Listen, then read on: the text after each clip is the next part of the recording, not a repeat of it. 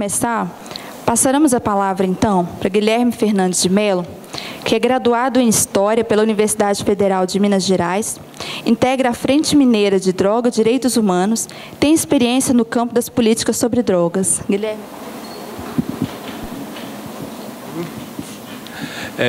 Boa tarde, gente. Vou passar para cá, porque tem muito slide, acho que fica mais fácil eu ficar em pé. Primeiro, eu queria agradecer o CRES, que é um super parceiro da nossa frente de drogas aqui, né? Compõe a partir da Comissão de Direitos Humanos e nos ajuda em vários momentos aí. Então, eu não sou do serviço social, né? Eu sou historiador, então o tipo de discussão que eu vou fazer aqui é um pouco diferente, talvez, do que vocês estejam acostumados quando nós vamos tratar o assunto das drogas. Eu vou tentar fazer uma contextualização histórica, assim, bem rápido, mas trazendo algumas questões que, para mim, são fundamentais para a gente entender a questão das drogas. E aí, mais para o final, se der tempo, eu entro um pouquinho nas coisas que talvez sejam mais próximas do trabalho de vocês, ou na saúde ou na assistência. Então, para começar, uma coisa que toda vez que a gente vai falar sobre esse assunto tem que ser lembrado, que é pensar quando que a nossa relação com as drogas começa, né?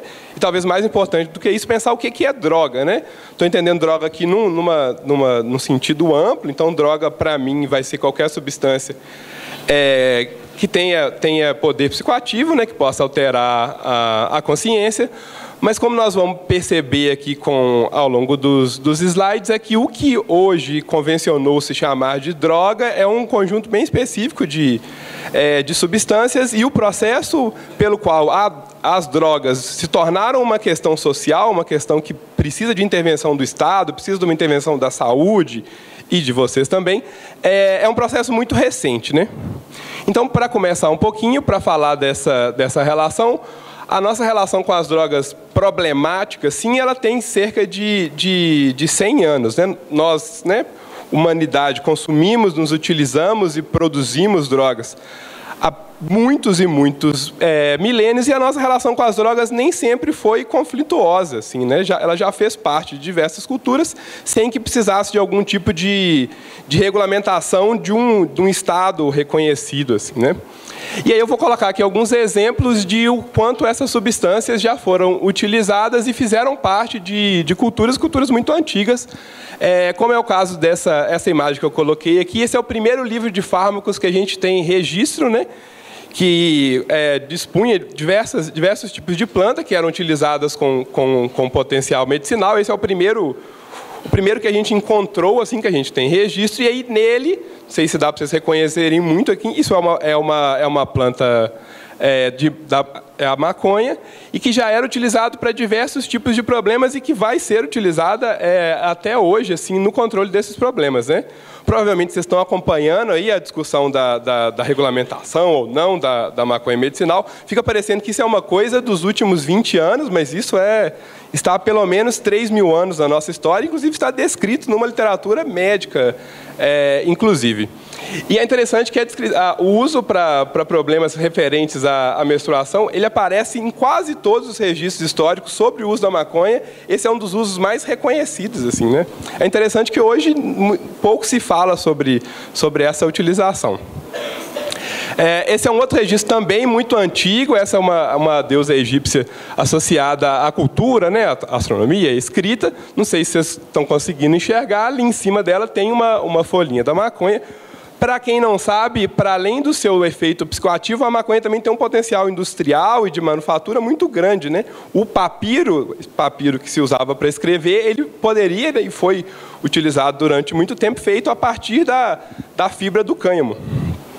Assim como uma outra informação interessante também, as famosas caravelas que chegaram no Brasil lá em 1500, não sei se você sabe, mas elas vinham com gigantescas velas que eram feitas de maconha. Assim, a fibra utilizada nas embarcações durante as grandes navegações eram feitas a partir do cânhamo. Esse aqui também é mais um relato muito antigo. Heródoto é um historiador grego que, para a gente da história, é meio que considerado o iniciador assim, da nossa tradição. E no livro dele, que se chama Histórias, que ele vai contando uma série de viagens que ele faz na região da Ásia, tem um pequeno trechinho que ele fala da utilização da maconha por esse povo, né, que são os citas, que tem ao mesmo tempo uma função de alterar a consciência, mas também uma função meio de rito de passagem, né, a partir de uma construção de um luto, a partir de um momento, como é que eu falo? Do momento, sei lá, do momento trágico na vida, assim, esse lugar colocado dessa substância era um rito de passagem na vida das pessoas, né? E aí, já avançando bastante, só para vocês saberem também, haxixe, né, que também vem da maconha, também foi utilizado até pelo menos 100 anos atrás, sem grandes problemas e por pessoas bastante notórias, né? Essa é uma representação desse clube dos rachinchins, que era um sarau cultural que acontecia em Paris, onde diversas personalidades, né, tem os nomes ali, Balzac, Baudelaire, Victor Hugo, se reuniam para fazer o uso do haxixe. Inclusive, Baudelaire tem os poemas do haxixe, que são muito interessantes. Para cá. Para não parecer que eu estou falando só da maconha, outras drogas que eram vendidas sem grandes problemas nas farmácias até o comecinho do século XX, aqui no lado direito, drops de cocaína, que eram recomendados para crianças. Parece um contrassenso, né? Mas, obviamente, não é o tipo de cocaína que a gente conhece hoje, mas era uma espécie de revigorante assim, que você dava para as crianças. Do lado de cá, a heroína. Não sei se vocês estão enxergando aqui a propagandazinha, né? Heroína da Bayer, né? Como diz a propaganda da Bayer, se é Bayer é bom, também vendida sem grandes questões nas farmácias. Aqui.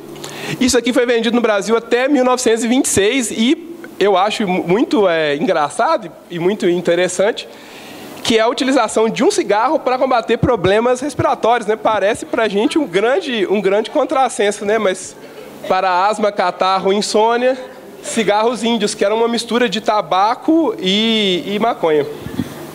Isso provavelmente nossos avós conseguiram comprar nas farmácias aí.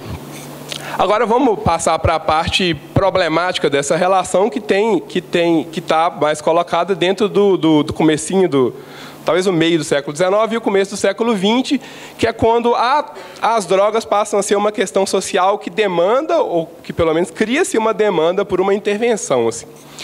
Aí eu estou utilizando a ajuda de 2 antropólogos que estudam a questão das drogas, que vão pensar que a droga, como uma invenção moderna, né, como uma questão social, ela vem de 3 lugares, assim, né, que é o processo de criminalização, o processo de medicalização, que tem muito a ver com o monopólio da medicina sobre a administração e esse saber dessas drogas, que antes estava na mão das pessoas comuns, né, das culturas, e a questão moral também, que tem uma influência muito grande no processo de criminalização.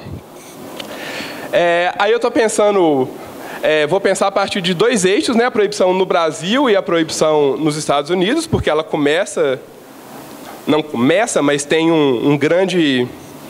se espalha a partir de uma intervenção e de um papel que os Estados Unidos cumpre, que é muito forte. E aí os historiadores que estudam essa questão levantam 3 possíveis causas para esse pioneirismo americano, né? Por que a proibição sai dali, de certa forma, e se espalha com tanta força, assim, né? E aí, as 3 coisas que são levantadas, parte delas podem ser aplicadas para o nosso caso também, que é a matriz religiosa protestante das pessoas, dos migrantes, né, que saem da Inglaterra e vão para os Estados Unidos. Eles são protestantes, mas não são protestantes, qualquer tipo de protestantes, né? A grande maioria dos protestantes que se dirigem aos Estados Unidos são os metodistas. E, ao contrário dos outros protestantes, os luteranos e os calvinistas, eles fazem uma diferente tradução de uma ideia que tem na Bíblia, que é a ideia de temperança, né? Temperança não quer dizer abstinência. Temperança quer dizer que você vai fazer um uso controlado ou moderado de qualquer substância, de qualquer coisa que que seja, né? Os metodistas, especialmente um ramo do metodismo, que é do John Wesley, que são os que vão, em grande medida, para os Estados Unidos, traduzem e começam a interpretar a ideia de temperança a partir da abstinência, ou seja, todo o uso deve ser vedado. Uma outra questão que é muito forte, talvez no nosso caso seja a mais forte, que é uma preocupação das elites com os excessos e também um viés claro de controle social das chamadas classes perigosas, né? No caso americano, a gente tem uma associação entre o uso de droga e determinadas populações, etnias ou raças que é bastante claro, assim, né? Estados Unidos, assim como o Brasil, é um país formado por imigrantes e por escravos, né? Que são imigrantes forçados. E como uma forma de fazer o controle social desses grupos, mas também não só como uma ação do Estado, porque a ideia de fazer o controle dessas substâncias e desses grupos também era legitimado por uma parte grande da sociedade, como nós vamos ver mais para frente. Essas substâncias começam a ser proibidas, mas não simplesmente as substâncias. Assim. A ideia da proibição tem muito a ver com o controle daquele grupo que faz o uso da substância. No caso dos Estados Unidos, a associação era muito clara. Assim, o ópio era associado aos imigrantes chineses, que começam a chegar nos Estados Unidos a partir do século XIX e XX. A cocaína era associada aos negros, né, aos ainda escravos. E a maconha associada aos mexicanos e latinos de forma geral. Assim como o álcool tinha uma associação clara com os irlandeses. Então, todo o processo de criminalização e de proibição das drogas naquele país tem uma relação muito direta com um estereótipo, com uma construção cultural e influenciada pelo Estado, do papel que essas classes, esses povos, ocupavam naquela sociedade. E um terceiro ponto, que é que também é muito importante para o caso deles, no nosso, não sei se tão forte assim, que é o estímulo de determinados psicoativos em detrimento de outros, motivado por questões econômicas, né? No caso dos Estados Unidos, quando os colonizadores chegam ao país, cada um que chegava e ocupava uma terra era obrigado a plantar na sua terra uma certa quantidade de cânhamo. Cânhamo, né, como vocês já estou falando aqui há algum tempo, é maconha. Então existia uma política oficial para que se usasse essa substância, né? O cânhamo não tem propriedades psicoativas, mas é maconha também, para que você plantasse isso, para que isso era uma manufatura muito importante naquele momento do país. O que acontece no século XX é que interesses muito próximos dessa indústria do papel, né, que estava associada aí ao cânhamo, começam a ficar muito fortes a partir da produção do papel pela celulose. E os grupos de industriais que patrocinavam essa expansão da produção do papel pela celulose começam a se engajar no movimento de proibição da maconha, como uma forma aí de contrapor o seu interesse comercial por um tipo de produção que não está sendo aquele que era pautado, né?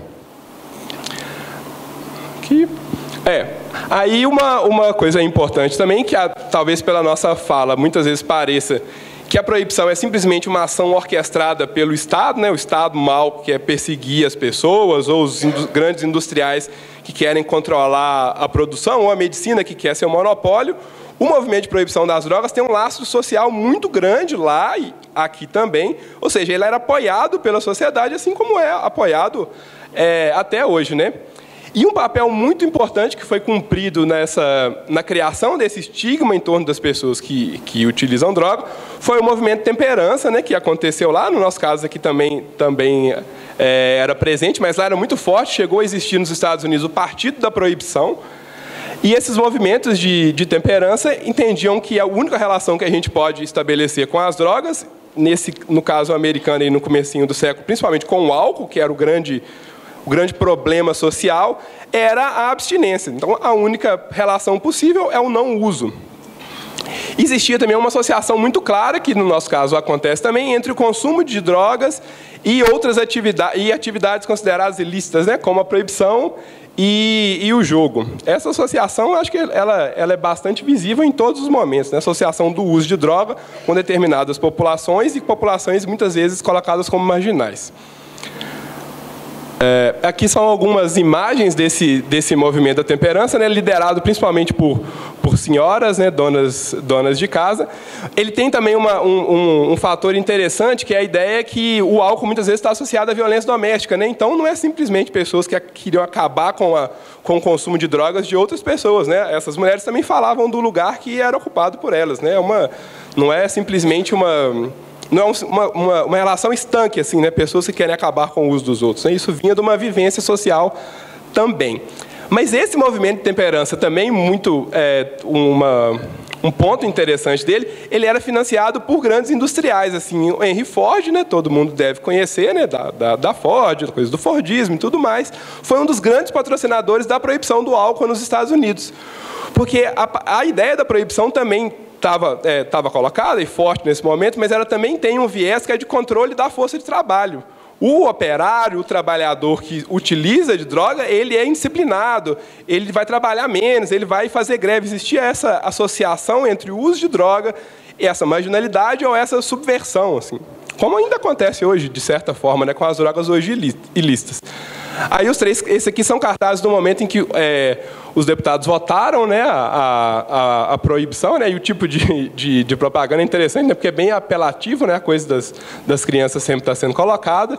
E essa aqui eu acho muito divertida, que está escrita ali em cima: os lábios que tocarem o álcool, né, a bebida, não nos tocarão mais, né? Um recado bem claro aí para os companheiros das senhoras. Esse aqui também é um cartaz da propaganda contra o álcool. Eu acho muito interessante, porque mostra muito desse estigma, né, da pessoa que faz esse uso, né? Você começa um cidadão, primeiro passo, lembra até os 12 passos, né, do Alcoólicos Anônimos. O seu primeiro passo, você começa uma pessoa tranquila, no segundo você já está se envolvendo com prostitutas, você fica violento, você bebe muito, você se torna um mendigo, você entra numa briga e fatalmente você vai morrer, né? Essa é a carreira dada para uma pessoa que utilizava o álcool. Propagandas muito parecidas, lá na frente nós vamos fazer um paralelo, né?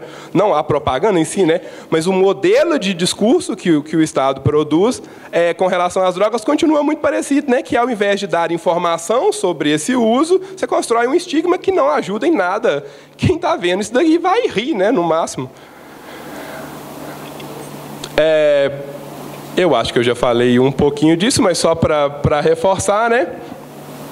Uma coisa importante no processo de proibição é que os Estados Unidos também precisavam fazer o controle interno do uso dessas drogas para poder legitimar as suas políticas, que desde o começo do século eles faziam em relação a outros países, né? Era um país que ia às conferências da ONU, que ainda não era a ONU, era a Liga das Nações, sempre pautando essa ideia da proibição, muito por interesses comerciais, assim como a Inglaterra.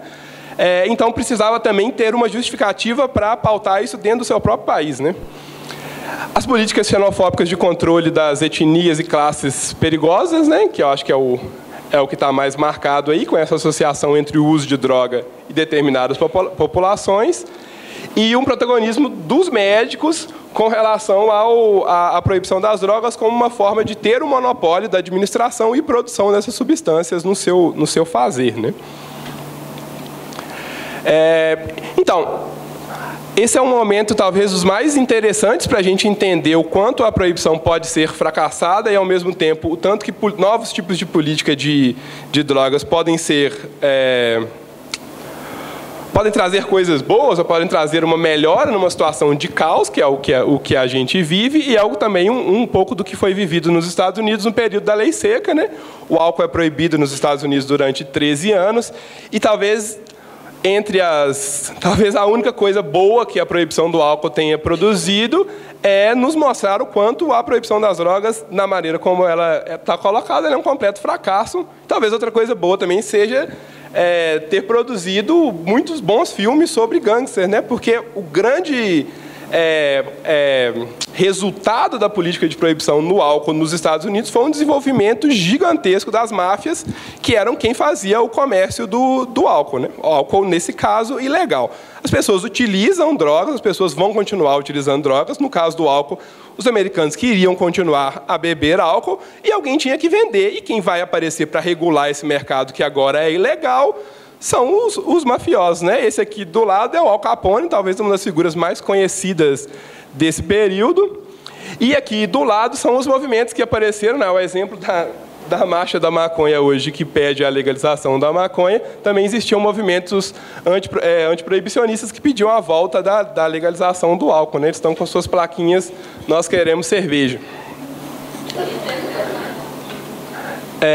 Já tinha falado um pouquinho, esse é um trecho do Henrique Carneiro, né, que ele, a partir do livro Americanismo e Fordismo, do Gramsci, ele vai pensar essa ideia da identificação do proibicionismo com controle da mão de obra, a partir de uma nova organização do trabalho, né, que o trabalhador tem que ficar mais disponível para o empregador. E aí, voltando às propagandas, né, pós legalização do álcool, né, o álcool volta depois de um tempo muito impulsionado pela crise, né, o país precisa voltar a arrecadar, né, logo depois do crédito da Bolsa, né, depois de 29, então o álcool volta a se tornar legal, vai ser taxado pelo Estado, vão criar diversas medidas de regulação disso, né? Vocês devem assistir aí nos filmes americanos, sempre que eles estão bebendo na rua, eles estão com aquele saquinho assim embaixo, né? Que você não pode beber simplesmente a garrafa que você está na rua, proibição de propaganda e diversos tipos de coisas. E aí, a partir da legalização do álcool, outras drogas passam a ser o grande alvo, né? E aí, um desses alvos passa a ser a maconha. E é interessante, no caso da maconha, porque eu acho que, por ser uma droga em que as pessoas hoje têm mais contato, mostra o tanto que os argumentos e as políticas de propaganda eram irracionais, né? Tanto por isso que não funcionaram, né? As pessoas continuaram a se utilizar. Esses aqui são cartazes de filmes que foram produzidos em larga escala, era um filão do cinema, filmes produzidos mostrando os péssimos efeitos que o uso da maconha podia gerar para as pessoas. Eles eram passados nas escolas para os pais, né, dos alunos. É interessante, principalmente esse daqui, que é o Reefer Madness, que inclusive tem o filme, vocês conseguem assistir ele no YouTube, porque a associação que se faz entre o uso da droga, né, da maconha, e o efeito que ela gera nas pessoas não tem nenhuma relação com os efeitos conhecidos da maconha, né? Tem uma cena clássica desse filme que é o homem ali que está na capa, ele está tocando um piano, ele começa a fumar maconha e vai ficando extremamente nervoso, agressivo. A mulher fuma também, começa a tirar a roupa e os dois começam a dançar loucamente dentro de casa. E eu acho que a gente está cansado de saber que o efeito é muito mais o contrário. É mais fácil eles darem uma deitadinha ali, dormir, ficar quieto, do que para se tornarem agressivos. Outra coisa interessante que mostra também uma estrutura patriarcal muito forte. O uso dessas drogas muitas vezes é associado para as mulheres à promiscuidade, assim, né? É visto como a mulher que usa drogas é promíscua, é a prostituta. Nesse caso aqui é interessante, porque mais uma vez esses contrassensos aparecem, né? Tem uma seringa aqui, né? Maconha injetável, eu nunca vi, né? Voltando a injetável, uma coisa que eu esqueci de falar, durante a proibição do álcool nos Estados Unidos, né, diversos danos sociais foram sentidos, aumento da violência e não sei o quê. Uma das coisas que aconteceu e que costumam acontecer em momentos de proibição é que as pessoas vão continuar usando, né? Isso a gente sabe. Como é mais difícil de você conseguir porque é um mercado ilegal, você não sabe quando que você vai conseguir. Então, o uso abusivo acontece com mais frequência. Nesse momento dos Estados Unidos, é o único momento da história que a gente tem o registro do uso de álcool injetável. Como as pessoas não sabiam quando que elas iriam conseguir a próxima dose, elas precisavam de ter o prazer o mais forte possível. Então, alguns injetavam álcool, tomavam gasolina, querosene, esse tipo de coisa. Avançando um pouquinho, só para terminar esse contexto mais geral, durante a segunda metade do século XX vão acontecer diversas convenções internacionais, muito impulsionadas pelos Estados Unidos, para discutir a questão das drogas, que aí já está assim colocada como um problema social que tem que ser debatido. E em 1961 é a Conferência Única de Narcóticos, que universaliza o proibicionismo, né? A partir daquele momento, o paradigma é as drogas serem proibidas, algumas drogas, né? Em 72, a gente tem talvez a maior inflexão desse momento, que é a famosa declaração do presidente americano Richard Nixon, né, que, a partir daquele momento, o inimigo número 1 do Estado são as drogas. E aí diversas políticas vão ser colocadas com um viés muito forte de intervenção externa, né? A política de guerra às drogas americana vai justificar diversas intervenções em países da América Latina. intervenções claramente imperialistas, né? Porque estão justificadas pela questão das drogas, mas têm interesses que estão colocados vindos de outro lugar, né? Esse aqui é uma chargezinha recente, mas o que está escrito lá nem faz não é muito importante para a gente, mas uma das coisas que estava colocado nesse discurso é a ideia de que existem países produtores de drogas e países consumidores de drogas. Isso é uma falácia, isso é um mito. Os Estados Unidos produzem e produziam drogas naquele momento, mas essa ideia de colocar nós somos apenas países produtores, obviamente se coloca enquanto vítima. Somos apenas consumidores, logo somos vítimas desse mal. Os países produtores, sim, devem ser combatidos. E aí diversas intervenções, Colômbia, Venezuela, Panamá, vão ser justificadas a partir desse discurso. Isso aí também mais uma curiosidade, assim como produziu-se filmes sobre essa questão, até as revistas em quadrinhos, né, que aí, nesse momento muito lidas, principalmente pelos mais jovens, também foram a guerra contra as drogas, né? Então, colocadas duas que são bem no comecinho dos anos 70, nesse momento de maior inflexão da guerra às drogas, em que a questão do uso de drogas é tocado, e aí de um viés bastante apelativo, como uma forma de conscientização, na verdade não sei se conscientização, né, mas de criar uma política de medo em torno das pessoas que são usuários dessas drogas. E o interessante é que várias dessas revistas, tem mais duas aqui na frente, eram produzidas em parceria com o próprio Estado, né? Essa daqui, os Novos Titãs, foi produzida, inclusive, em parceria com a Nancy Reagan, que era mulher do Ronald Reagan, que foi presidente dos Estados Unidos, e que, inclusive, vem de uma campanha que aparece nesses anos 70, que é a ideia do basta dizer não, né? Para você se afastar das drogas, basta a sua própria força.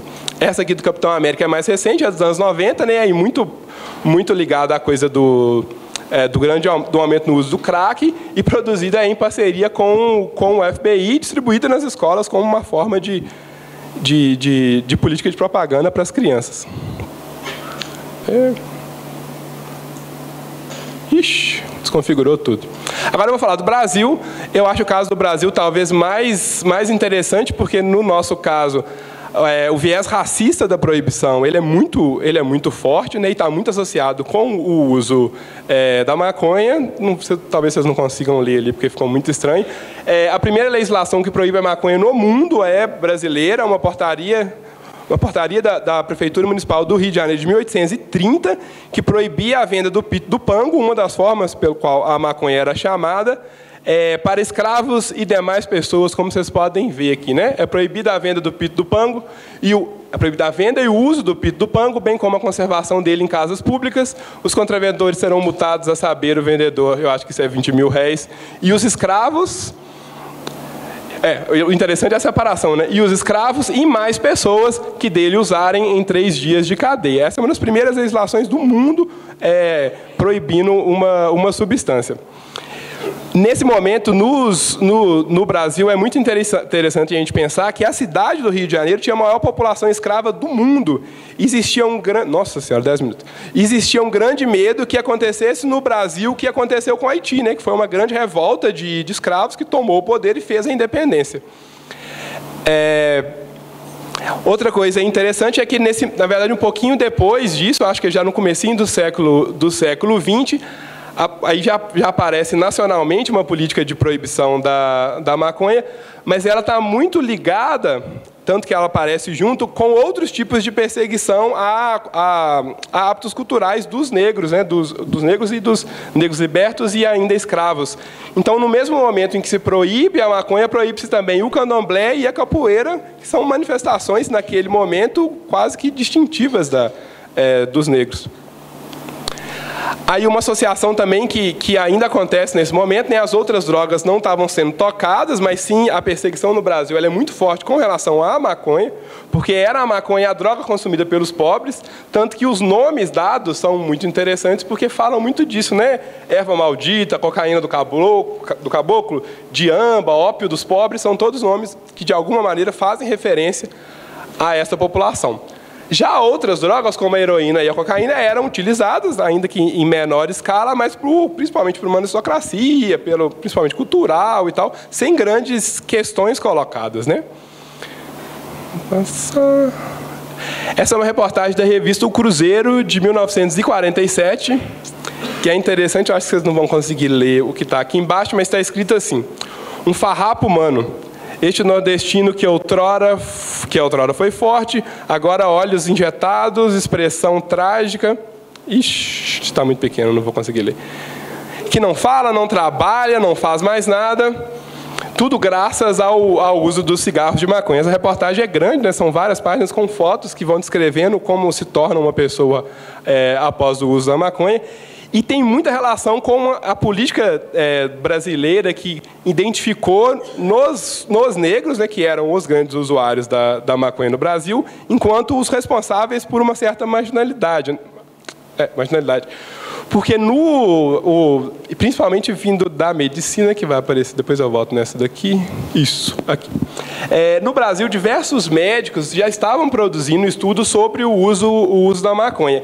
Só que esses médicos tinham uma influência muito forte da psiquiatria lombrosiana, né? Vocês devem conhecer o Lombroso. Lombroso fez uns estudos na Itália, dentro de uma prisão, e tentava identificar nos presos que estavam ali traços fenótipos que fossem distintivos daquela pessoa, né? Como se eu, ao olhar para uma pessoa, medir o tamanho do cano, o tamanho do nariz, eu consiga identificar se essa pessoa é ou não um criminoso. O interessante dessa pesquisa, o que ela revela, né? Ele vai fazer essa pesquisa no sul da Itália, e no sul da Itália tinha, nesse momento, uma imigração muito forte de eslavos. Por serem imigrantes e já estarem numa posição de marginalidade, esses vão ser identificados como os criminosos. Mas não porque os eslavos cometem mais crimes, ou os negros no Brasil cometem mais crimes, mas porque esses eram mais criminalizados. Então, esses estavam dentro das cadeias. E aí ele identifica lá na Itália os eslavos como o estereótipo físico daquele que vai ser o criminoso. A tradução lombrosiana para os médicos brasileiros vai identificar no negro todas essas características do criminoso, do marginal, da pessoa que vai utilizar essas drogas. Aí eu vou ler um trechinho que está num livro, que é esse daqui, que é uma coletânea de estudos sobre maconha que foi feita nos anos 60.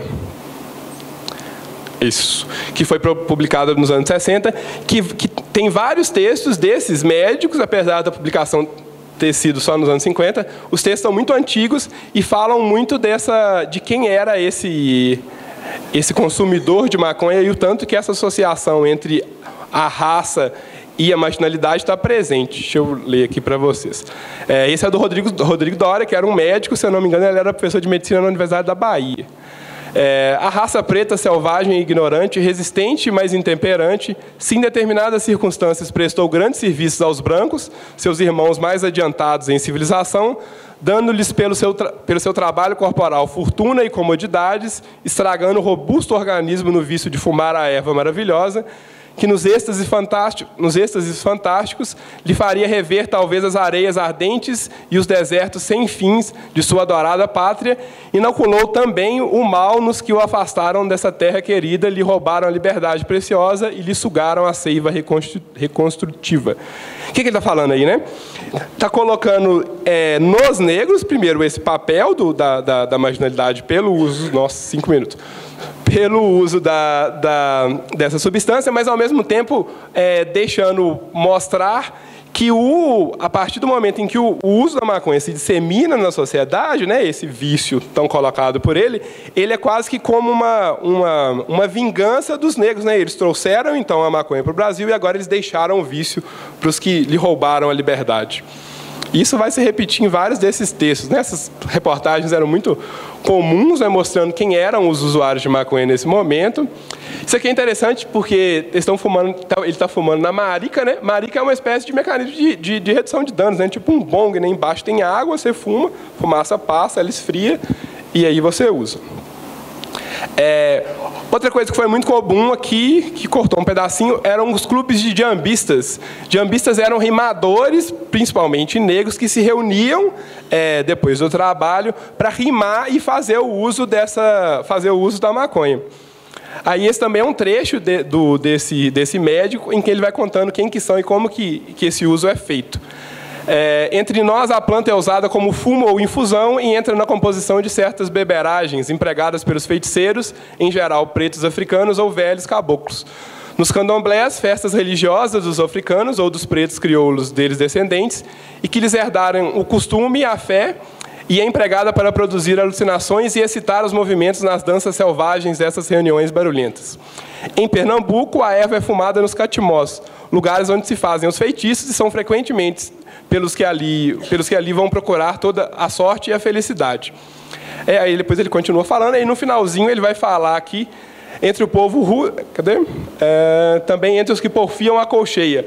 O que entre o povo rústico consiste num diálogo rimado que é cantado em cada réplica, quase como em quadras, a outra pessoa vai respondendo, né? Então você lê um pedaço, você declama um pedaço de uma poesia, a próxima pessoa da roda pega o último verso e completa a partir dela. Que eram esses clubes aqui.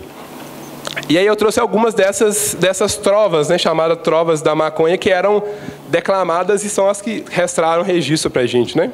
A primeira ali nos anos 40 em Sergipe: eu sou Enoque afamado, porque não tem cerimônia, em todo lugar que eu canto minha cara é sem vergonha, deixei de beber cachaça, agora só tomo maconha.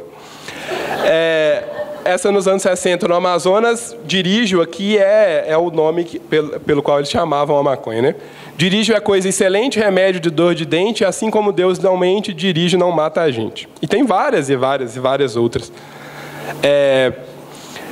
Isso aqui também, dessa revista, que é um dado que foi de um hospital em que estava recebendo usuários, né? E aí é muito interessante quando nós fomos observar quais eram as profissões das pessoas que estavam sendo colocadas e que eram presas por esse uso, né? Não sei se vocês estão vendo ali, a grande maioria são negros ou pardos, solteiros. As profissões: alfaiate, carpinteiro, carregador, engraxate, vendedor ambulante, paqueteiro, sapateiro, peixeiro, engraxate. E também interessante o tipo de sintoma que está sendo descrito, né? Nada de anormal, embriaguez canábica, grande fome e alegria, hora depressão, muita fome e vertigens, né? Que falam muito desse tipo de efeito, colocado aí como uma coisa assustadora, mas que são bastante normais, né?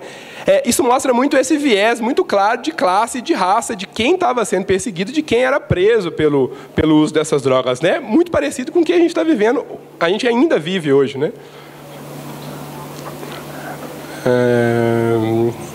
Isso aí é só falando um pouco de uma comissão que foi estabelecida para combater esse vício da maconha, principalmente no Nordeste, né? Isso estava colocado muito para o Nordeste.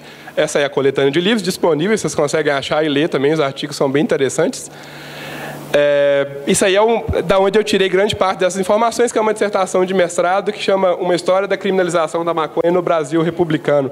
Muito interessante, porque vai falando de várias desses locais e como esse estigma do usuário de droga, do usuário de maconha, especialmente negro, foi construído no Nordeste do Brasil. Vou ler um trechinho.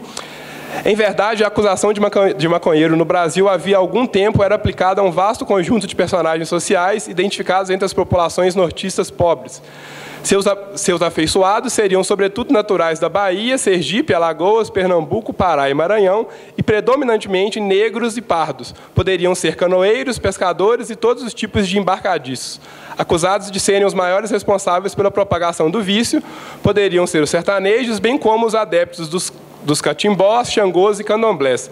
Estariam também entre o vasto e heterogêneo conjunto de trabalhadores urbanos, né, como a gente viu naquela listinha, e sem dúvida a maconha seria encontrada em posse de gatunos, malandros, boêmios, larápios, mundanas e decaídas, né? Aí a associação com as prostitutas, né?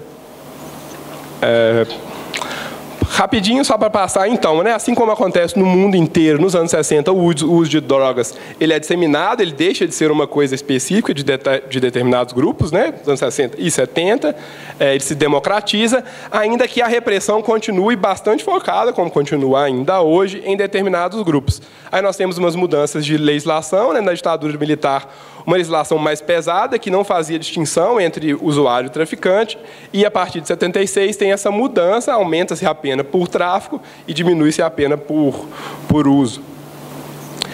E aí, já dando um salto para o momento que a gente tem hoje, né, que hoje na nossa legislação, uma pessoa que é presa por porte de drogas, ela não existe mais pena privativa de liberdade, né? Você vai cumprir outros tipos de pena, que isso foi a despenalização do consumo.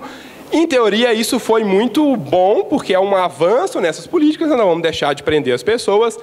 Na prática, isso foi uma péssima coisa, porque essa mesma legislação que despenaliza o consumo aumenta a pena por tráfico. Só que a legislação não estabelece qual é a quantidade, né, de o que é usuário e o que é traficante. O que acontece depois de 2006? Nossa, vou acabar. A gente tem um aumento gigantesco da nossa população carcerária. Aqui em 2005 a gente tinha 32 mil pessoas presas por crimes relacionados ao tráfico. Em 2013, a gente tinha 146 mil pessoas. Então, aumenta mais de 4 vezes a nossa população carcerária. É o segundo crime que mais encarcera as pessoas no Brasil, né? Só pede para crimes contra o patrimônio, que, na grande maioria das vezes, também têm relação com o mercado das drogas. Esse é um gráfico dos Estados Unidos, para mim é o gráfico mais assustador que eu já vi na vida, assim, mostra o aumento da população carcerária americana após essa política de guerra às drogas, né, aqui nos anos 70, e a gente tem um crescimento gigantesco dessa população. Para finalizar, um gráfico nos Estados Unidos muito parecido com a gente. Aqui em cima é o consumo de drogas ilícitas no último mês, né? Entre brancos e entre negros. 9,5, 10,5, não tem muita diferença, né? Está na margem de erro. Pessoas presas por crimes relacionados às drogas em 100 mil habitantes. 332 entre brancos, 879 entre negros. Se eles usam a mesma quantidade de drogas, porque só os negros estão sendo presos por crimes relacionados às drogas. Essa é uma pesquisa da professora Luciana Boatê, do Rio de Janeiro, que ela vai pensar quem é hoje a pessoa que é condenada por tráfico de drogas. E aí o resultado dessa pesquisa é que o perfil hoje básico do condenado por tráfico é majoritariamente negro, jovem, portando pequenas quantidades, de 1 a 100 gramas, sem uso da violência ou porte de arma. Essas são as pessoas que hoje estão presas por tráfico de drogas. Aí eu vou parar por aqui, depois a gente podia falar um pouquinho da saúde, mas a gente pode ir isso lá para frente.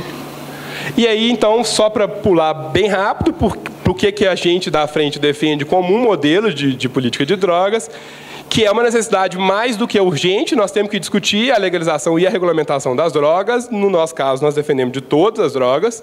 Quanto mais forte ou quanto mais perigosa, no senso comum, é uma droga, para nós, maior o motivo para você ter um mercado regulamentado, maior o motivo para você ter um controle dessa substância, porque hoje o que acontece é a liberação, né? Qualquer um consegue ter acesso a qualquer droga, independente da idade, independente da onde que essa pessoa está, independente de qualquer coisa, né? Tendo dinheiro, você vai lá e compra, ninguém vai regulamentar esse mercado.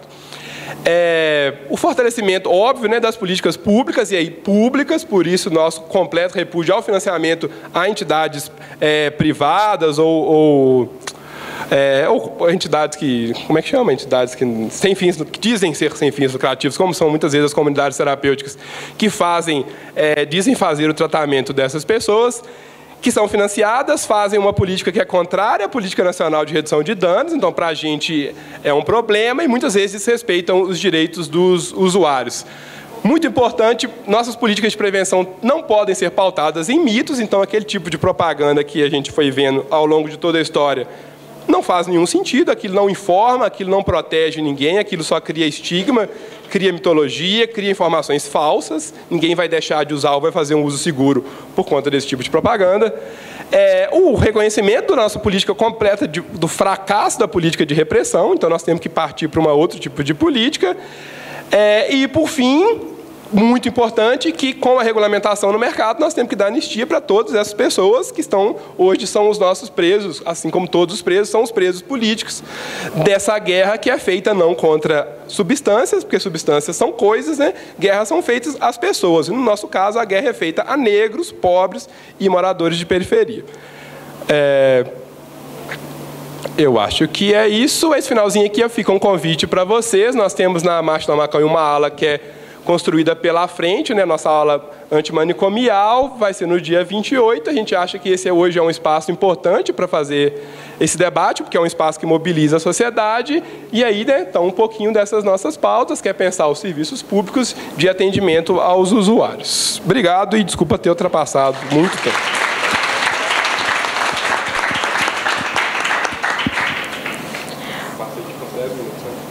Passo, então, a palavra à professora Rita de Cássia Cavalcante Lima, que é assistente social, professora da UFRJ, pós-doutora pelo Departamento de Saúde Mental da Faculdade de Ciências Médicas da Universidade Nova de Lisboa, doutora em Serviço Social pela Universidade Federal do Rio de Janeiro, mestre em Serviço Social pela Pontifícia Universidade Católica do Rio de Janeiro e especialista em Saúde Mental pela Escola Nacional de Saúde Pública. Bem, nós conversamos aqui um pouquinho antes de tentarmos sermos mais objetivos, acelerarmos um pouquinho para dar a palavra a vocês, né? Então, eu queria, talvez já seja quase boa noite, queria de antemão agradecer o convite do CRES. Eu estou retornando de novo a essa cidade, eu acho que em pouco menos de 6 meses, não sei se alguém que estava no Encontro Nacional de Seguridade e Serviço Social, e foi um encontrão muito bom, né? Parabéns a toda essa organização. Então, lá naquele encontro houve uma plenária, e hoje novamente a gente volta, né? E pude também encontrar Guilherme, também da militância da Frente Nacional Drogas e Direitos Humanos, já que a nossa categoria também está... Você fazia assim, né, Guilherme? É um movimento assim? Foi. Então, o tema da nossa mesa, né, é justamente droga, repressão e direitos humanos, cidadania e dignidade nas políticas. E aí entrou o combate, né, de combate às drogas. A gente aqui não quer combater, a gente não quer que tenha nenhum discurso bélico, belicista, até porque é a nossa profissão, e aí eu vou tentar dar um pouco mais de ênfase, né, como que nessa história das drogas, o serviço social vem, nesses 80 anos no Brasil, vem participando, né, seja de uma posição muito de vigilância e até punitivo, seja também no posicionamento militante crítico a essa realidade. Então, eu venho do Rio de Janeiro, como vocês sabem, o Rio de Janeiro normalmente aparece com Cristo Redentor e o Pão de Açúcar, mas acho que é importante dizer que o Rio de Janeiro é um exemplar perfeito da guerra às drogas, né? Então, é desse lugar, é desse mirante que eu falo com a inquietude que, na minha trajetória profissional, não só como professora, eu saio da Universidade em 92 e eu encontrei usuários de drogas em todos os espaços socioocupacionais pelos quais eu passei. Né? Quem está nas medidas socioeducativas encontra os adolescentes, quem está na área da saúde encontra pessoas com algum tipo de uso nocivo de drogas, quem está na educação encontra escolas preocupadas, ou seja, o tema das drogas é transversal a qualquer espaço socioocupacional que nós tenhamos. E, ao mesmo tempo, hoje tem se tornado também um campo de estágio é ótimo, um campo específico de política pública. Então, eu gostaria de a gente trabalhar 4 perguntas, e por isso que foi bom o Guilherme ter me antecipado, porque algumas delas já estão bem trabalhadas, né? Como podemos aprender os usos das drogas? Acho que isso é importante, porque a gente não parte da compreensão de uma política sobre drogas. Se a gente tiver uma visão que possa se distanciar exatamente do que seja esse problema, que materialidade, a repressão, as práticas relacionadas às drogas se faz presente em nosso cotidiano de trabalho, como assistentes sociais.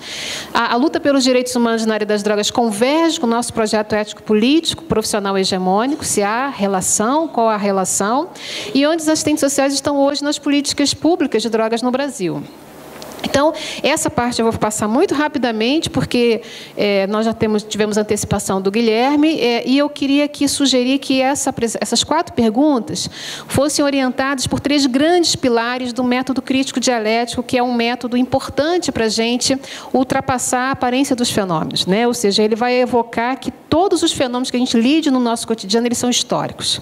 Quem lida com adolescentes já descobriu que nem sempre existiu adolescência na história. A adolescência é uma invenção no período da Revolução Industrial. Né? Ou seja, há uma necessidade de preparar aqueles jovens para um mercado de trabalho agora urbano e industrial. Porque antes as pessoas já saíam da infância e se tornavam adultas quando formavam família, as famílias de origem davam algum tipo de apoio e seguiam em frente no campo. Né? Então, como que se constrói os fenômenos do ponto de vista da história é um primeiro pilar. Né? Tem outros que a gente vai ver. Então, o Guilherme fez um pouco mais de ênfase na maconha. Eu gosto muito da florzinha, acho que é por conta da flor, tá? Da papoula, porque na história da proibição às drogas, a papoula também ela tem o seu lugar, pelo menos do ponto de vista das convenções internacionais no século XX. E ela também vai ter um lugar importante digamos assim, nas disputas por essas substâncias.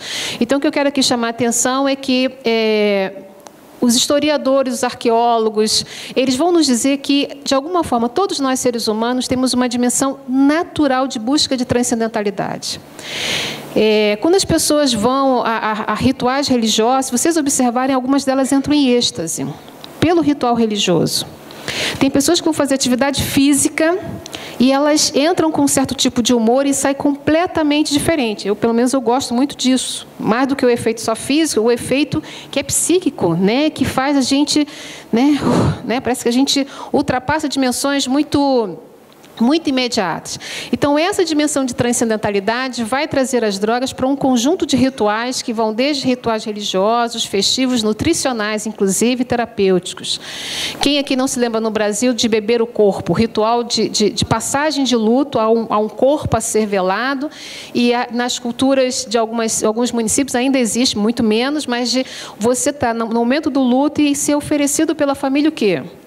Comida e bebida, né? E a bebida pode ser cachaça, né? Ou seja, hoje no funeral você pode ver substâncias psicotrópicas circulando, né? Alguém abre a bolsa, toma isso aqui que você vai ficar se sentir melhor, um Ocadil, né? Um diazepam. As pessoas ficam dando drogas no sepultamento, né? Mas existe um ritual cultural onde essas substâncias elas participam, né? E até o século XV é uma marcação importante do ponto de vista do Ocidente de que essas drogas elas estavam integradas em vários rituais humanos. Como o Guilherme já nos antecipou, as drogas se tornam um problema na modernidade. E elas se tornam um problema na modernidade justamente pelo tipo de sociedade que vai se constituir naquele período. E o eixo do trabalho é muito importante. E eu, como assistente social, quando eu atendia diretamente usuários de drogas e suas famílias, me chamava a atenção que muitos daqueles que chegavam pedindo, sei lá, ajuda para ontem, doutor, ele precisa de ajuda, eu preciso de ajuda, em algum tempo posterior de melhora, esse usuário sumia dos serviços de saúde, por exemplo. E quando a gente ia procurá-lo, ele dizia, doutora, não se preocupe, eu já estou bem. Mas você está se sentindo bem? Mas por que você está, né, você se distanciou, não é necessário mais? Não, só fique tranquilo que agora eu já estou trabalhando. Né? A ideia de um sujeito que pode voltar a trabalhar, para aquelas pessoas, para muito menos do que uma dimensão de uma tipificação de patologia, né, era muito mais o afastamento que ele tinha das relações de normalidade que essa sociedade coloca, como trabalho, convivência familiar, né, não dispor de renda de uma forma intemperante. É legal, né, essa recuperação que você faz, imoderada, né? Então, é nesse período aqui que as drogas começam a ganhar outros usos, e particularmente já no mercantilismo, que a gente chama de acumulação primitiva do capital, a gente já vai ver o uso das chamadas especiarias. Na história do ensino médio, a gente não tem livros que associem as especiarias, o pau-brasil, a pimenta, né, como drogas, mas nos livros daquele período, essas substâncias eram chamadas de drogas. Né? Ou seja, há uma busca por essas riquezas exóticas que vai fazer com que elas iniciem a circulação. E mais do que isso, vão ganhar outros usos. Então, o que eu quero chamar a atenção é que durante esse período do mercantilismo até o início da Revolução Industrial, no século XVIII, você já tem alguns elementos de aceleração do circuito dessas substâncias. Agora, quando a gente fala de drogas, eu queria aqui fazer uma marcação de leitura teórica. Eu não chamo droga as plantas mágicas, mas também no cotidiano eu vou chamar elas de drogas. Mas do ponto de vista de uma análise teórica e histórica, eu entendo que as drogas são fruto do trabalho, elas não são dadas pela natureza. Então, nesse sentido, é o século XIX que abre a construção das drogas, ou seja, são substâncias que vão ser extraídas das plantas mágicas, né, da papoula, da maconha, no caso da coca, do café, né, de alguns tipos de cogumelos, que vão agora, então, serem sintetizados. Então, o século XIX é rico para isso. Olha lá, a partir do século XIX, a gente pode ter a possibilidade de um café descafeinado, porque antes a gente só tinha a planta. Então, é o século XIX que vai extrair essas substâncias. E provavelmente o Guilherme já deve ter lido livros de pessoas até muito sérias que elas vão dizer que os incas usavam cocaína. Impossível, porque a cocaína é uma criação do século XIX. E, infelizmente, os incas já estavam em processo já, né, de como é que a gente pode chamar? De extinção, obrigado. Né? Então, é o século XIX, na Europa Ocidental, que vai, né, sintetizar todas essas drogas e, portanto, elas não são dadas pela natureza, é o nosso trabalho que vai produzi-las, e elas vão ser produzidas para que participe dessa fundação de um projeto civilizatório moderno que vai nos prometer que agora a gente não vai ter mais dor. Ok? As drogas, imagina você criar morfina em 1806. E nos Estados Unidos começa a ser produzido, né, em meados do século XIX, a seringa hipodérmica. Olha o poder que se transformava você poder ter drogas que vão ser sintetizadas e você poder agora injetar no corpo humano. Então, o poder da medicina, quem trabalha aqui na saúde sabe como que a medicina tem um poder no cotidiano das instituições, né? Elas têm um poder, em boa parte, graças às drogas. Porque eles têm um mandato que eles conquistaram, lutaram, para justamente serem os sujeitos autorizados a dizer quanto que a gente pode usar e o que a gente pode usar. E cada um de nós, tenho certeza, eu dou o exemplo mais cotidiano, mais pueril, a gente não vai a um dentista fazer um tratamento invasivo, né? E fala assim, não, pode mexer sem anestesia. Né? Faça uma cirurgia em mim, pode me cortar sem anestesia. Quando a gente está nesses momentos, a gente está lembrando e pedindo o quê? Droga. Tá? Então, as drogas, elas são criadas nesse momento histórico para justamente contribuir para a minoração da dor. Não só a dor física, como eu dei exemplos aqui, mas também dores o quê? Psíquicas, né? Então, vocês vão ver no campo da psicologia, tem vários textos do próprio Freud, por exemplo, que vão falar da importância da cocaína para tentar melhorar o quadro de sofrimento que ele começou já a ver em pessoas que usavam morfina, sobretudo aqueles que iam para as guerras. Ok? Nesse sentido, essa imagem já foi passada, e eu só queria colocar aqui, quem trabalha com usuários de cocaína que fazem uso abusivo, quando eles entram em abstinência, alguns deles sentem dor de dente. Né? Esses drops aqui que o Guilherme mostrou, eles tinham uma indicação de que em dorzinhas de dente de criança você podia dar esse drops, que tinha baixa dosagem de uma cocaína que não era do tráfico. Era uma cocaína, né, que tinha uma clareza da sua constituição e uma dosagem pequena. Então, uma pequena dosagem nesses drops, a criança chupava a balinha e a dor o quê? Sumia. Porque quando você lida com usuários de cocaína de forma abusiva, quando eles interrompem, o que eu via, às vezes eles estavam com dores, né, bastante intensas de problemas dentários. Eles iam usando a cocaína e não iam se dando conta, né, de que já estavam precisando de cuidados também nessa parte. Então, o momento histórico que as drogas começam a se tornar um problema societário, o Guilherme já nos adiantou. Eu só queria aqui chamar a atenção de dois elementos. Vocês viram que o Guilherme chamou a nossa atenção da importância do álcool. O álcool é uma droga, para nós, na nossa sociedade, legalizada. E é justamente o termo alcoolismo é uma invenção do século XIX. Você não tinha o termo alcoolismo antes do século XIX. Né? Ou seja, essa ideia de uma forma de beber, que seria uma intoxicação voluntária, ou seja, alguém ela voluntariamente e abusivamente bebia, isso se torna um problema nessa sociedade. Se alguém aqui disser que a bebedeira de Noé já era um problema societário, não era. Né? Era um problema específico daquele sujeito, mas não como um problema tomado pelas disciplinas profissionais que estavam emergindo naquele momento histórico. Né? Bem, o que está colocado aí que eu queria chamar a atenção de vocês? No serviço social, a gente fica muito atento como é que os fenômenos se relacionam com o mundo do trabalho. Não é isso?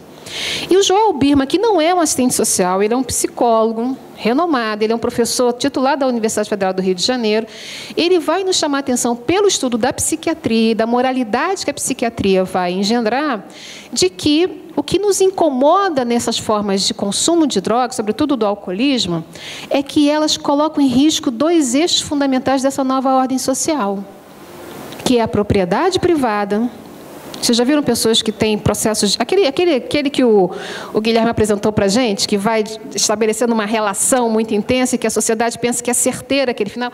Aquela pessoa não constrói propriedade, patrimônio. Ela pode colocar em risco o patrimônio que ela recebe da família ou dela própria. E ela pode colocar em risco uma outra instituição fundamental dessa nova ordem, que é a família. É isso? Então, isso rebate em nós na prática do serviço social. Né? Se a gente pegar os nossos pareceres, os nossos relatórios, quando a gente está diante de uma família que tem alguém ali que faz uso abusivo das substâncias, a gente já regala um olho. Porque a gente já toma, muitas vezes, de uma forma padronizada, que aquela pessoa coloca em risco o quê? Toda a família. Você é um assistente social de um CRAS, está fazendo lá com ele a entrevista, vai incluí-lo no CAD único. Eu tenho colegas no Rio que vêm conversar comigo. Professora, a gente está recebendo muitas pessoas que usam droga. A gente está encaminhando tudo para a comunidade terapêutica.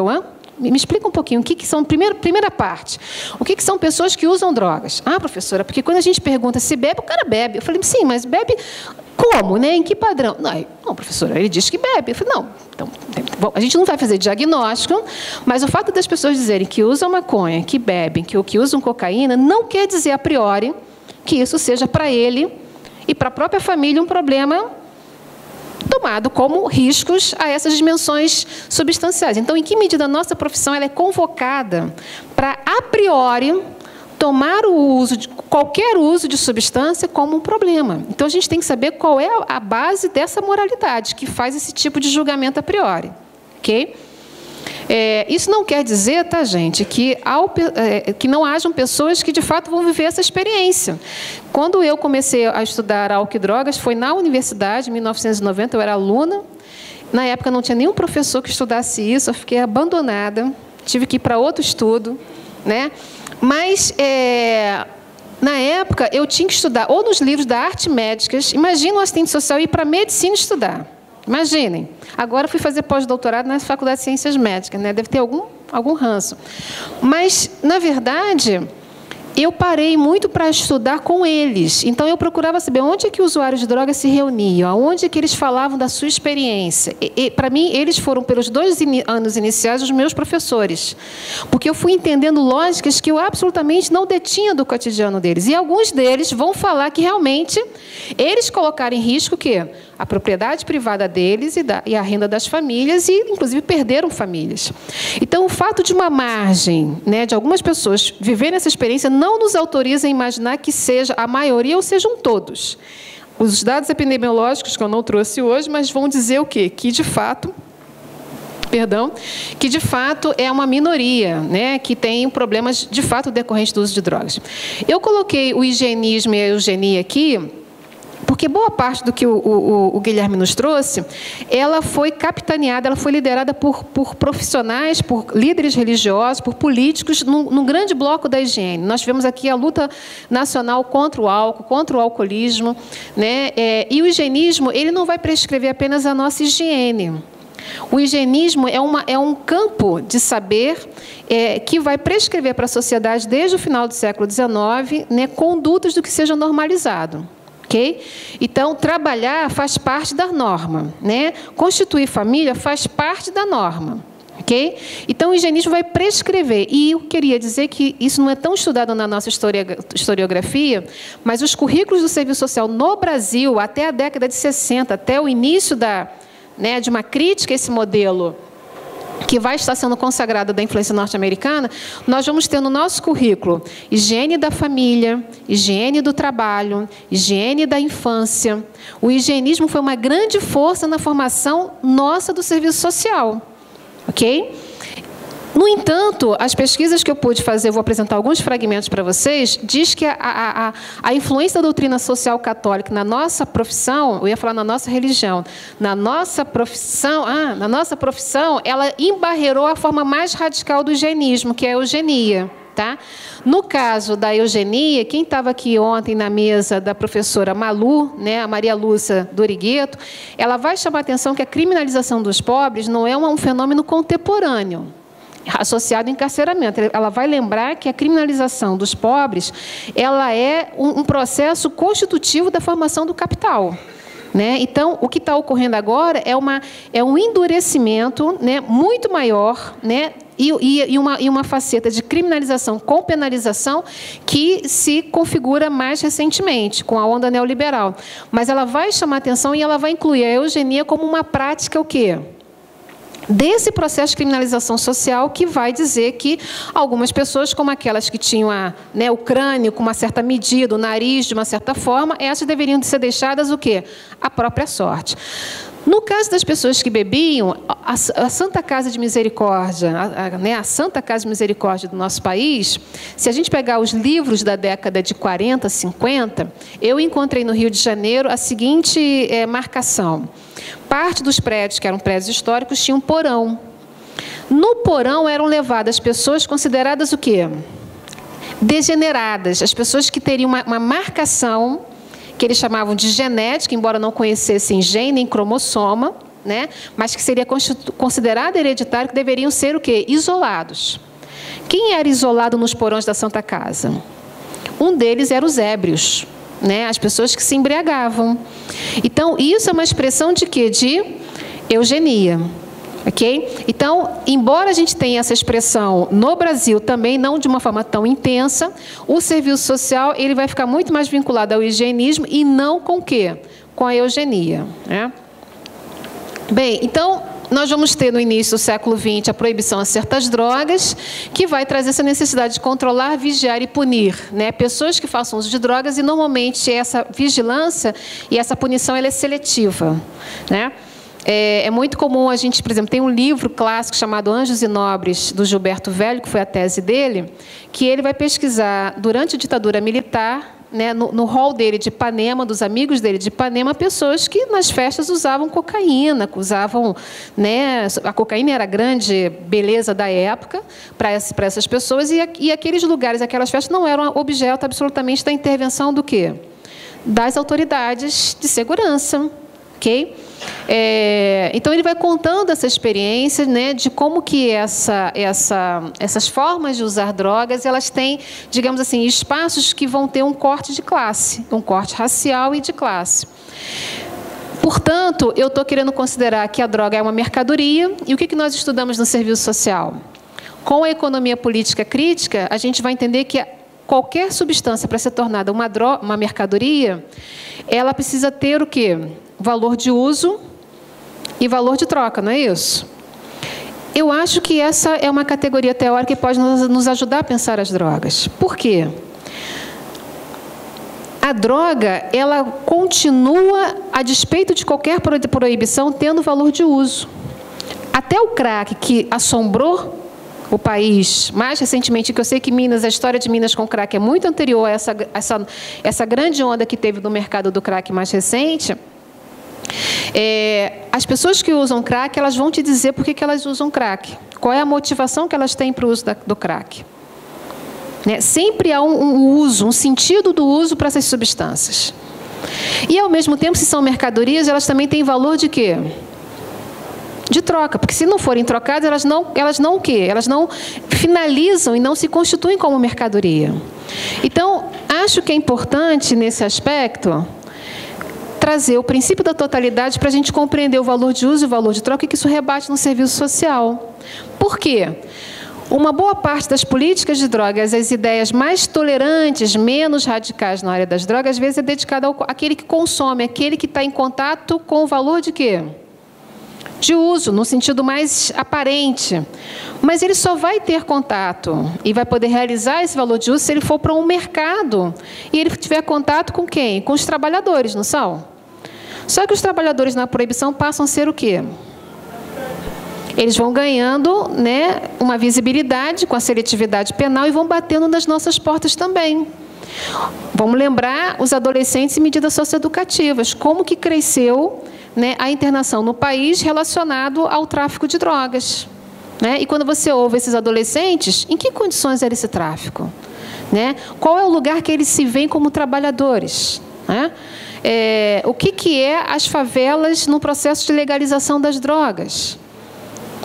Então, normalmente, a gente é um assistente social que pensa muito no consumidor. Como se o debate das drogas fosse apenas lidar com esse eixo do valor de uso. Não é. Eu sou um assistente social que trabalho muito na prevenção. Show, show.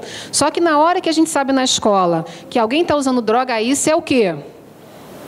Isso é o quê? É tráfico. Então, já não é mais valor de uso. Você separa isso como se não fosse consumidor. E o que eu quero chamar a atenção é que esse valor de uso não se dá apenas no consumo, né? As pessoas que usam drogas ou que estão associadas às drogas, elas têm um conjunto de sentidos para essas substâncias. Então, é fundamental que o serviço social ele contribua nas equipes para um processo que seria o quê? Olhar para o nosso projeto ético-político, quais são os valores que nos orientam para que a gente não pise na casca de banana. Não, eu sou um assistente social crítico, eu defendo como é que se diz? A convivência familiar e comunitária das crianças, mas aí não teve o artigo 19 do ECA, que dizia que o quê? Exceto se houver pessoas que usem entorpecentes. O ECA, que é altamente progressista e que não é vivenciado, não é de fato na sua totalidade, né, implementado no nosso país, ele viveu até esse ano, 2016, com esse exceto. E nós, assistentes sociais, usamos esse artigo várias vezes para dizer que crianças não podiam ficar com as suas famílias. Eu diria, se esse artigo fosse aplicado à minha família, eu não teria sido educada na minha família. Porque eu vivia com pessoas que usavam drogas. Mas a minha família foi essencial para eu fazer a trajetória que eu pude fazer. Então, nós temos que estar atentos a como que a gente está convocando os valores do nosso código de ética e como é que a gente não identifica os traços do proibicionismo até, digamos assim, em instrumentos importantes na luta de direitos. E aí, nesse sentido, eu acho que a gente pode convocar um outro princípio do método crítico dialético. A gente convocou o da história, o da totalidade, e eu queria convocar o último da contradição. Eu quero lembrar que, como nós estamos celebrando 80 anos, nós estamos ficando meio velho, Guilherme. Meio velho. A gente já está acima do idoso, né? E nós nascemos nesse país já no marco da proibição. Porque a proibição às drogas, do ponto de vista legal, tem 102 anos já, né? 104, sei lá, 100 e pouquinhos, 2021. Daqui a pouco eu faço a conta total. Mas, do ponto de vista das convenções internacionais, nós temos mais de 100 anos e 1921, 2021, nós vamos fazer 100 anos no Brasil de proibição às drogas, pelo menos do ponto de vista do marco legal, né? Que é esse decreto federal. E nós tivemos a nossa primeira turma justamente constituída em 1936. Então, a nossa profissão não viu nada do que o Guilherme mostrou e nós não vimos como pessoa nada de um mundo onde a gente pudesse conviver com essas drogas que se tornaram ilícitas historicamente. O que a gente tem de experiência são drogas que a gente convive, que têm danos importantes à sociedade, como o uso do álcool, do tabaco, né? Mas desregulamenta essa área. Passa o álcool e o tabaco para a ilegalidade. Vê o que vai acontecer. Muito pior. Muito pior. Então, hoje existe essa pergunta, né? O que nós vamos fazer com essa sociedade que mantém a sustentação de uma proibição às drogas, né? E no caso do serviço social, então, eu fui procurar na revista Serviço Social. Quem estava aqui no encontro passado, eu vou pedir licença para ler alguns fragmentos do serviço social, ok? Porque eu acho que é legal a gente ver o que a gente falou.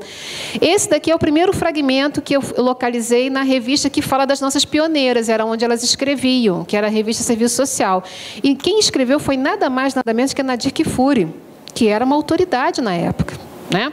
O que ela vai dizer? Solicita uma mulher de 30 anos a internação de 3 filhos de 6, 4 e 2 anos. Não era por conta de drogas, era internação no sentido do quê? Exatamente, né? Respectivamente, alegando a necessidade de trabalhar.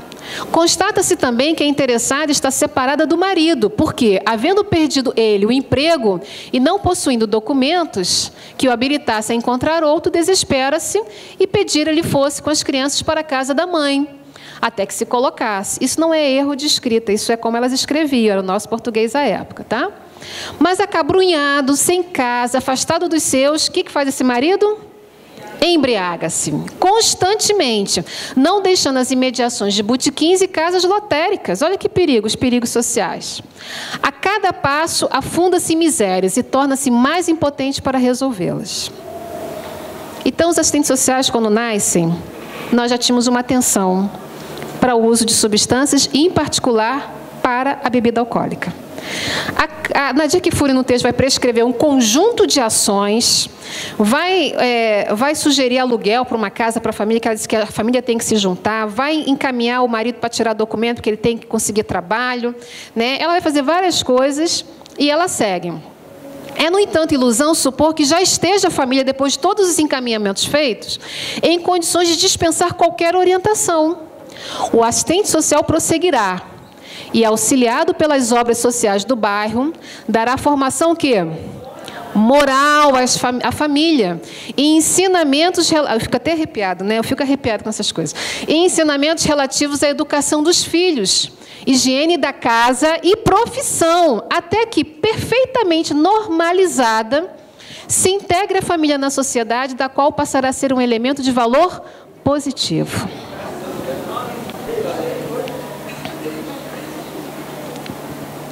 Meninas e meninos, quando eu fiz essa pesquisa, foi para o meu mestrado, eu achava, isso era um garimpo, porque isso não era visível. Os assistentes sociais se preocupavam com a família, com a criança, com o trabalho. Eu tive que cavar estratégias, hipóteses, onde eu encontraria para poder localizar essas peças. Mas quando eu falo isso, é porque hoje eu ainda encontro com um discurso não tão claro os assistentes sociais, nós realizando o mesmo trabalho de normalização das famílias. E parte da preocupação com o álcool se dá nessa perspectiva, como que o álcool, no caso hoje, muito mais as drogas ilícitas, servem para justificar os nossos pareceres, alguns de nós, de que realmente essa família precisa ser o quê? Normalizada. Né? A Nadir Kfouri é mais clara. Né? E aí, em 43, o Gonzalez vai dizer que, desse modo, então, essas famílias que chegam a nós ficam intimamente ligadas a quem? A nós. Exatamente na ocasião em que, por se acharem em situação que anormal, né, necessitam maior vigilância. Eu acho muito interessante como elas marcam claramente a posição da profissão. Eu acho que hoje a gente está um pouco mais assim, camuflado, assim, né? A gente intenciona numa outra direção, mas a gente tem que buscar essa matéria-prima do cotidiano. O que nós estamos realmente fazendo no nosso cotidiano?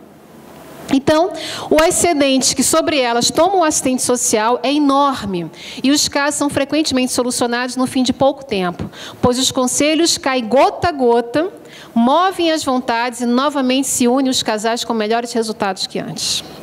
Olha a competência nossa. Demais, né? Felizmente, nós tivemos nosso movimento de renovação e eu vou pular bastante, porque acho que a nossa profissão sofre também com o princípio da contradição. Nós temos as nossas contradições, né? Então, eu vou adiantar bastante aqui. Acho que nós temos hoje, na prática cotidiana, na socioocupacional, um poder punitivo, que não é o poder punitivo da polícia, do juiz, né? Mas é um poder punitivo que se camufla entre a coesão e a repressão. Né? O assistente social também tem essa possibilidade, né? Exatamente. Tem o vigiar e punir que Foucault falou, a gente talvez vigie e assiste, e em alguns momentos a gente também contribui para a punição. No caso das drogas, quem lida com esse fenômeno, vocês que estão aqui devem ter um interesse por algum motivo, é mais fácil a gente cair no poder punitivo porque nós estamos numa amálgama punitiva. Então, países que também tiveram experiência de socialismo, são lugares onde a questão da detenção e tratamento de usuário de drogas é um dos espaços mais duros, né? No Brasil, mais recentemente, nós tivemos, ainda temos, a chamada internação forçada em massa. No Rio de Janeiro, aparentemente isso não está acontecendo, mas quando a população em situação de rua quer ser recolhida porque está muito suja, está com fome, ela vai para certos lugares na cidade onde não é tolerada a população em situação de rua. E aí tem uma van que passa, né, acompanhada da guarda municipal, e leva ela para um abrigo a milhares de distância do centro da cidade. Então, assim, o recolhimento continua, não é aquele recolhimento visível, mas continua, e também há o fortalecimento das comunidades terapêuticas religiosas, que é um debate bastante complexo, mas que ela atualiza o que a gente chama de hospitais gerais, que não são os nossos hospitais gerais de hoje, mas são os hospitais gerais da Idade Média, onde, basicamente, o saber é o saber da implicação pessoal, é o saber de um processo de evangelização, e que os assistentes sociais, muitas vezes vinculados às igrejas, igreja, estão sendo convidados a estarem voluntariamente nessas comunidades terapêuticas, ou então também estão, quando são financiadas pelo Estado, tem algum tipo de financiamento, estão sendo contratadas para estarem nesses lugares. Então, o assistente social tem que tomar muito cuidado com esse híbrido. A nossa profissão, ela é laica, né? E, infelizmente, os conselhos regionais profissionais ainda encontram assistentes sociais que, por exemplo, fazem carimbos com uma cruz do lado. Fica carimbando com o número do CRES e coloca a cruz. Então, eu acho que a gente tem que observar as nossas contradições nesse processo. E, felizmente, eu quero mostrar que acho que, para a gente se aproximar do nosso projeto, dos valores do nosso Código de Ética, particularmente, a gente não tem que olhar o usuário de drogas, aquele que refere usos de drogas, seja no âmbito do trabalho, seja no âmbito do consumo, nem como criminoso, nem como doente. Nós temos que elevar essa perspectiva, e aí, embora a cidadania não seja um campo, né, da emancipação humana, mas ela é um caminho importante de reconhecimento de direitos igualitários. Então, esse usuário, ele continua sendo sujeito de uma necessidade de um conjunto de direitos sociais, e eles próprios não querem mais serem reconhecidos nessa dualidade, né? Por fim, eu acho que os assistentes sociais estão em vários lugares, na rede de saúde mental também, nas comunidades terapêuticas, várias vagas foram abertas nos NASFs. O SUS também sofreu com o programa do CRAC um conjunto de ampliação. Aqui está o artigo 19, na mudança que houve, ele agora se tornou em ambiente que garanta o seu desenvolvimento integral e não mais em ambiente livre da presença de pessoas dependentes de substância entorpecente, era o que o ECA tinha. Mas eu acho que, apesar da mudança, nós, assistentes sociais, poderemos ainda usar como se fosse uma jurisprudência, assim, que fica meio na sombra. Eu acho que a gente tem que se atentar a o que significa essa mudança, né, e lutar para esse desenvolvimento integral. E, por fim, quero chamar a atenção que a categoria, na sua liderança, ela vem apontando que a gente se inquiete com esse lugar, que pode ser, na base, muitas vezes conservador, mas, ao mesmo tempo, está construindo novos posicionamentos ligados ao campo do direito. Então, desde 2011, se vocês acompanharem o Cefes Manifesta, tem materiais muito interessantes para a gente ver o posicionamento político da categoria. O último, de 2013, foi proibir, trancar, não resolve. E fecho com a posição do 43º encontro de 2014 do conjunto Cefes-CRES, que vai nos dizer o quê? Que a nossa posição, enquanto categoria, deve ser defender a legalização e a regulamentação do plantio, cultivo, produção, comercialização e consumo de drogas, com ênfase na política de redução de danos para a situação de uso prejudicial e submetida a controle estatal. Essa é uma posição deixada para nós, para a gente refletir e para a gente pensar enquanto categorias dos assistentes sociais, o quanto que isso rebate e o quanto que a gente faz um pensamento a respeito desse posicionamento. Então, obrigada e desculpa a mesa ter passado.